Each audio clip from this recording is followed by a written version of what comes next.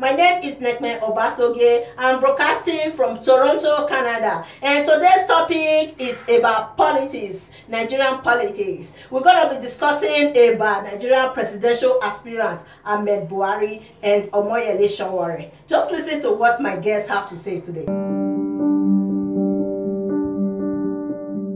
You watch some of the youth aspirants? Yeah. Watch their interviews and I watch like Sowore. I think I watched him when he was with Sanusi in Kano and so on. But Sanusi gave him one advice. He said, "You talk good. I heard what you said, but be careful of what you place in the media, what you publicize. If not, maybe they might use one law or others to catch you and get you arrested." Don't go and write something and get yourself arrested before elections. You make sure that I did it for you, so there's no big deal. They will try. But if you want to campaign, you have to be free. So tell your people to not to give anybody an excuse. All right. All right. Then. Okay. Thank you very much. Thank you. So I have seen it, and he's really moving, talking sense. Yeah, and also he's a charismatic leader. Did you see the crowd in Mauritania Mohammed airport when he arrived? Okay, this is what he need to do, because he need to tell people, to tell the public, this is a new leader coming out. Over these years, we have experienced the cabal ringing some elections in Nigeria. Do you think in this next election, same thing will not happen? Ringing is always a ringing. They can never stop ringing. Okay, like the last election, I watch it through the television or wherever. Underage, we're voting in the north. In the north. Whereby that is against the voting right. The voting right is 18 and above. Okay. So anything below 18 is not supposed to cast a vote. But I can see like 10 years, 7 years, we're in the polling booth in the northern part. So that is ringing. And so Jonathan's supposed to come out and protest against that. But the oppression was too much for Jonathan. So the next thing, he have to deliver. You watched the video of Omoyele Sowore in 1989 when he organized a protest. And we have said it that tomorrow will not belong to us. Today is our day. We have been cheated for too long. This was not the kind of message the military welcomed. As the crowds dispersed, Sowore was arrested and imprisoned for 2 weeks.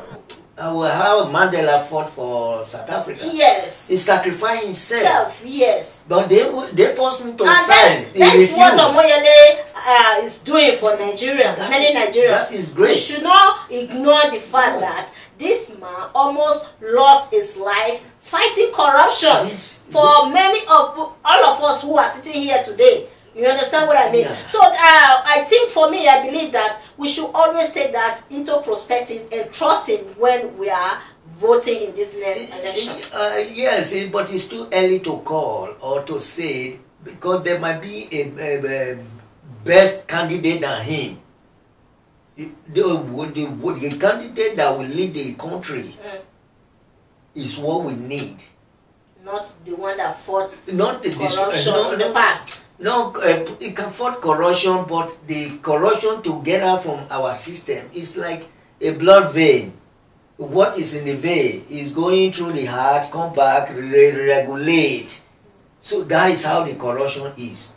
But to stop corruption, first of all, you have to discipline, stop it from the enforcement agent.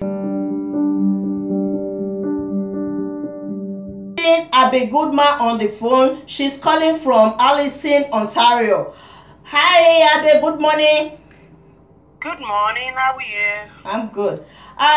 So today's topic is about the Nigerian presidential aspirants. We're going to be discussing about many of them who are currently running for the president of Nigeria. So did you watch the interview between Omoyele Sowore and Ahmed Buhari?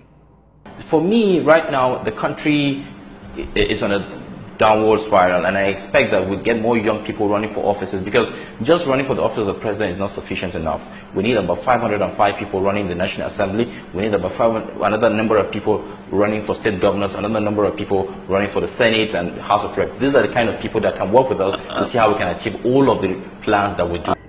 Okay, I'm going to, as I say, I'm going to sit on the fence here. I am for Ahmed anyway, but watching both of them taking over the interview, this is my own observation and an opinion as well. Again, we're talking about a country of 190 million, if not more. So this is not a country, a small city or a town, a township or whatever. Based on my observation, not just that interview alone, I have been following Sowore on his movement, his town hall. Yeah, they want to take the power back. Taking the power back, you know, it's not about being arrogant. This is what I've noticed.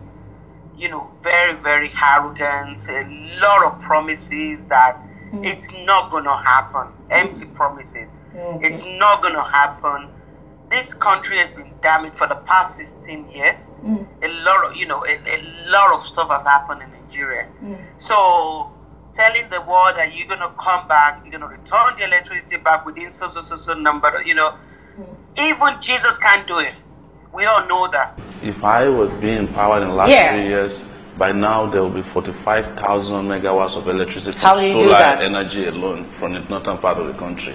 I would have finished the Lagos-Ibadan Expressway in less than 3 months. By now we would have finished the one from Ilorin, we would have done Kano, Kaduna, and we would have had train by now almost reaching Calabar. I mean, the early stages. We will not be clearing ground on even the rail line that they promised. With the salary they promised workers, they've been negotiating for 3 years. They are now saying that it's not possible to do again until September. This is not a government, people. Don't let us keep deceiving ourselves. As Ahmed said, we have to work together. You know, there's been a lot of promises. APC did, PDP did, everybody promises. But at the end of the day, that is all the campaign strategy. But the reality is that can they do it? APC promised light in how many months has it come in? Security, Boko Haram insurgent and all that. Has it been done? No. But when we go back to the drawing table, as Ahmed said that we need to work together. As much as we want to get rid, as much as we want to take the power from the older one, we still need the older one that have been in the system. You know, they still need the older one to guide the younger one. Buhari is doing an amazing job. I'm not President Mohammed Buhari is doing an amazing job. I'm not going to condemn him, but you know what? Is it the best for the country? I don't know. Because what I don't live in Nigeria, I can only base it on, you know, every time I visit Nigeria or what I read online. So at the end of the day, it's important for anybody that any young person that is coming up to prepare to work with even the cabal that we're trying to get rid of. Because it's like feeding the devil. We still need to work with the cabal to make sure the country get better. So we can't just be arrogant and, you know, be very abusive to the power. You know, based on what Sowore and his movement, so-called movement is doing at the moment. You know, taking back the power back. Even his body language doesn't even help. You're trying to preach to the younger one. You're talking on the TV. You're talking to the people that are older than you. Your body, like you're pointing, like, you know, you're ready to take this. It doesn't work like that. We're a country with culture.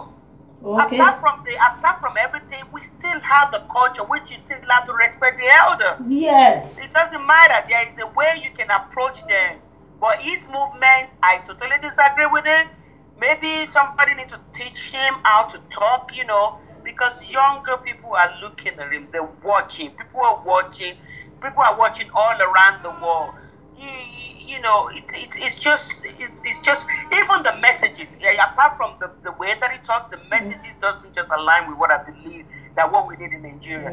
We don't need all these promises because nothing. You know, we all know that it's not going to happen. So why can't we just be realistic and okay? We want more younger people. Even at the end of the day, if Ahmed did not win it come 2019, or even if he doesn't get the ticket. But at the end of the day, they've seen what younger people can do.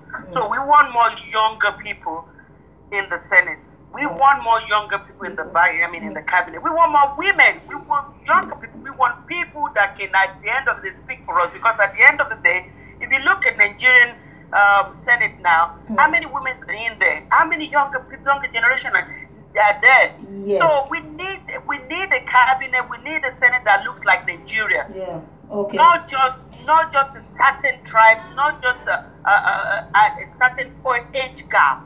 Okay. So we need it to mix up. Okay. So that's the message we need to pass to President Buhari, because we all need to work together. So that is my whole opinion. Okay. But for Omoyele, the way he's addressing people, some people said he's rude, but we can't use that to judge his leadership. If we want to say, example, what is going on in America now? I know Trump is doing, he think he's doing well, but at the end of the day, how many people is he getting along with? So it's very, the way he approaches people, the way he talks, we cannot judge him, but it's not part of the chemistry. Okay. Let's say President Obama, for an example now, these are the people that, it's just the chemistry that at the end of the day have the likable chemistry that, we want to work with these people. We can work the same thing as our Prime Minister in Canada, Trudeau. So it's just about the chemistry. You're ready to listen to people. Again, the way I'm watching Omoyele show, these are the people that we get there that, it would be impossible to even reach this type of people. Ahmed Buhari said that not just being the president of Nigeria, they also need people to occupy other offices, such as the House of Assembly, the state governor, and other positions.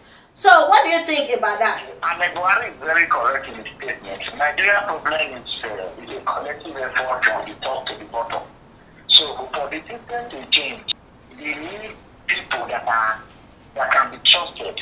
But I'm not saying that people that are in the office, occupying these offices now, cannot be better. But there is something that is hindering them from doing the right thing. This is the area our youth, even our people, the masses, have not been able to understand. Corruption is not what is killing Nigeria, and something is behind this corruption that cannot stop. Okay.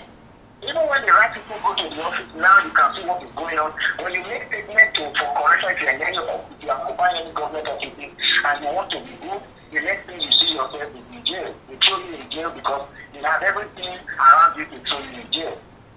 So something is wrong somewhere with this country that we need to discover. You need to understand. Someone has more information about what is going on in Nigeria. So we need people that we really understand. That's why I said that they have not given us the manifesto we want to hear. If they give us the manifesto after they have the ticket, then we know which side to go. I am saying it right now that in this country now, we are all waiting for every party to have their candidate.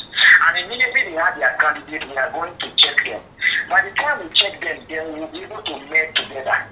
In fact, in just cause. There's going to be a system in this next presidential election that will shock the world. Because everybody will come. Now we want to see people that have get the tickets to fight this race.